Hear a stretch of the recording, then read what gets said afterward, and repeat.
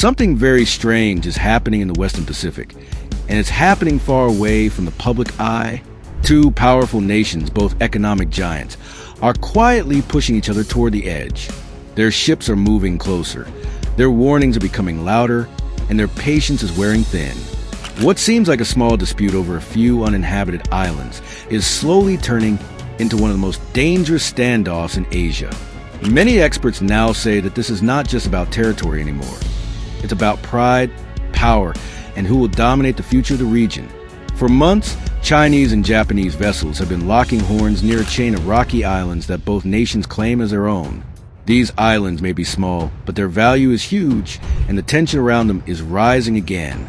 According to BBC News, Chinese Coast Guard ships have increased their patrols in the area, coming extremely close to Japanese boats.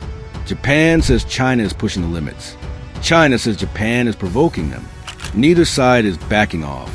The disputed area is known as the Senkaku Islands in Japan and Diaoyu Islands in China.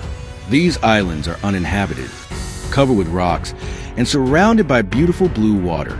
But beneath that calm surface lies the reason for the conflict. Analysts from Reuters explain that the waters around the islands are believed to be rich in oil, gas, and important fishing grounds. Whoever controls the islands controls these resources and also gains a major strategic advantage in the East China Sea. Japan argues that it has controlled the islands for decades and that international law supports its claim. Japanese officials, quoted by the Associated Press AP, say that China is sending Coast Guard ships into Japanese waters almost every week. They believe China is trying to change the status quo slowly, using pressure instead of open force. Japan sees this as a dangerous tactic and warns that it puts the entire region at risk. China, however, tells a very different story. Chinese state media and officials repeatedly say that the islands have been part of China for centuries. They accuse Japan of illegal occupation and claim their Coast Guard is only protecting what belongs to them. Reports shared by CNN International show that Chinese patrol ships are now more aggressive, often staying in the disputed area for hours, even after Japan demands they leave. In recent weeks, the situation has reached a new level of seriousness. Japanese Coast Guard videos show Chinese vessels sailing dangerously close, sometimes only a few hundred meters away. Japan calls these moves unacceptable and extremely risky. China responds by accusing Japan of creating unnecessary drama. Each warning, each patrol, each radio message adds another layer of tension in a region where a single mistake could trigger a major crisis. Experts on East Asian security warn that this kind of face-off can quickly spiral out of control.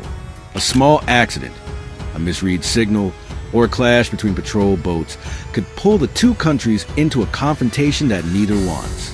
Analysts from the Diplomat and Nikkei Asia stress that both nations are heavily armed, highly trained, and backed by powerful allies. Japan is supported by the United States through a security treaty, and China is determined to show that no foreign pressure can stop it. What makes this dispute even more dangerous is the growing military activity around the area. Japan is expanding its defenses on nearby islands, installing radar systems and increasing its patrols. China, on the other hand, is deploying more Coast Guard ships, some of which are larger than destroyers used by many navies. According to reports mentioned by Bloomberg, China has even equipped some vessels with heavier weapons, changing the balance in the region. Behind this tense standoff lies a deeper rivalry. Both China and Japan are major powers with long histories and strong national identity. The dispute over the islands has become a symbol of their competition. For China, it's about ending what it calls historical injustice.